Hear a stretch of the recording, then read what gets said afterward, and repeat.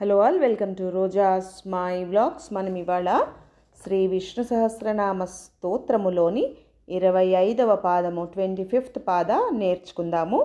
ఆవర్తన నివృత్తాత్మా సంవృత సంప్రమర్దన అహః సంవర్తక వహ్ని అనిల ధరణీధర.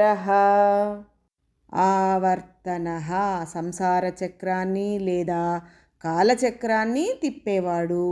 నివృత్తాత్మ సంసార బంధాలకు అతీతుడై ఉంటాడన్నమాట. సంసార బంధాలు అంటనివాడు. సంవృత ఆవరించబడి ఉన్నవాడు, అంతటా తానే అయి ఉన్నవాడు అనుకున్నాం కదా. కానీ ఏమవుతూ ఉంటుంది? అజ్ఞానము లేకపోతే అవిద్య ఎప్పుడైతే ఉన్నాయో అవి ఎందుకు వస్తాయి? మాయ చేత కప్పబడిపోయి జీవులకు అజ్ఞానము కానీ అవిద్య కానీ వస్తాయి. అటువంటి మాయ కప్పినప్పుడు ఏమవుతుంది? పరమాత్మ ఆవృతమై ఉన్నాడు, పరమాత్మ ఉన్నాడు అని జీవుడికి తెలియదన్నమాట. ఎప్పుడైతే భక్తి జ్ఞాన సాధనాలతో ఈ అవిద్యను కానీ ఈ అజ్ఞానాన్ని కానీ మనము తొలగించుకుంటే ఏమవుతుంది? అజ్ఞానము పోతే జ్ఞానం వస్తుంది కదా, అవిద్య పోతే విద్య వస్తుంది. అప్పుడు జ్ఞానము వచ్చి పరబ్రహ్మ ఉన్నాడు అనేది అర్థమవుతుందన్నమాట.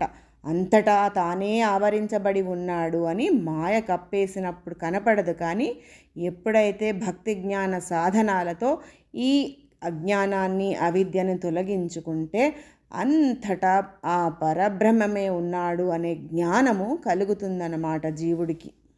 సంప్రమర్దన రుద్రకాల స్వరూపాలతో నశింపజేసేవాడు. లయము చేసేటప్పుడు రుద్రస్వరూపంతో కాలస్వరూపాలతో నశింపజేసేవాడు. సంప్రమర్దన అంటే అహః సంవర్తక. మహావిష్ణువు సూర్యుని రూపంలో ఉండి కాలాన్ని వర్తింపజేసేవాడు. అంటే ఏంటి? రాత్రి పగలు కలిగేలాగా చేసేవాడు. సూర్యుని రూపంలో కూడా తానే ఉండి రాత్రి పగలు కలిగేలాగా చేస్తున్నాడన్నమాట. Regulator of the day and night. అహః సంవర్తక అంటే వహ్ని దేవతలకు యజ్ఞాలలో ఇవ్వబడే హవిస్సులను అగ్ని రూపంతో చేరవేసేవాడు. వహ్ని అంటే అనిల స్థిర నివాసము లేనివాడు. ఒక చోటు ఇది నాది, నేను ఇక్కడ ఉంటాను అని చెప్పడానికి అటువంటి స్థానము లేనివాడు. ఎందుకు? మొత్తం విశ్వమంతా తానే అయి వ్యాప్తి చెంది ఉన్నవాడు కదా. స్థిరంగా ఇక్కడ ఉంటాను అని చెప్పడానికి లేదు, మొత్తము తానే అయి ఉంటాడనమాట.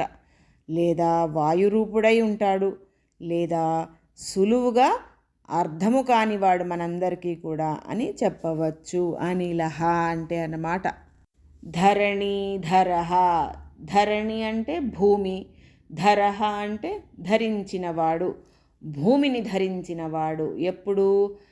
శేషుడు ఆదివరాహాది రూపాలలో భూమిని మోసాడు కాబట్టి ధరణీధర అని అంటారన్నమాట.